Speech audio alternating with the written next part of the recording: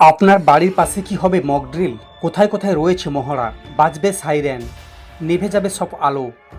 যুদ্ধ শুরু হলে কিভাবে নিজেদের প্রতিরক্ষা করবে জনগণ, সেই বিষয়ে মানুষকে সতর্ক করতে বুধবার অর্থাৎ 7ই মে দেশের প্রায় প্রতিটি রাজ্যে মহড়ার নির্দেশ দিল কেন্দ্রীয় স্বরাষ্ট্রমন্ত্রক। রাজস্থান, গুজরাট, পাঞ্জাব এবং জম্মু কাশ্মীরে সীমান্ত এলাকায় মহড়া বা মক ড্রিল বিশেষ জোর দেওয়া হয়েছে। মহড়া চলবে বাংলার একাধিক এলাকাতেও, বিশেষ করে নজর থাকবে উত্তরবঙ্গে। স্বরাষ্ট্র মন্ত্রকের প্রকাশিত তালিকা অনুযায়ী বাংলায় 30টি এলাকায় চলবে এই মহড়া।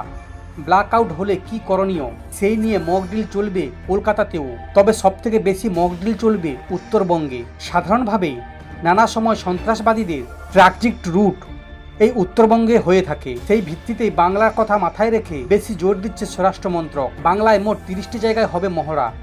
উত্তরবঙ্গের কোচবিহার, দার্জিলিং, জলপাইগুড়ি, মালদা, শিলিগুড়ি, আলিপুরদুয়ার, বালুরঘাট, ফারাক্কায় হবে এই মক ড্রিল। এছাড়াও কলকাতা, দুর্গাপুর, হলদিয়া, হাসিমারা, খড়গপুর, আসানসোল, রায়গঞ্জ, ইসলামাপুর, দিনহাটা, হাওড়া, হুগলি, পূর্ব মেদিনীপুর, পশ্চিম মেদিনীপুর এই সমস্ত এলাকাতে চলবে মহড়া। দেশের মোট 288টি এলাকায় মক ড্রিল করাবে স্বরাষ্ট্রমন্ত্রক, যাতে যোগ দেবে এনসিসিও। বাজবে এয়ার সাইরেন।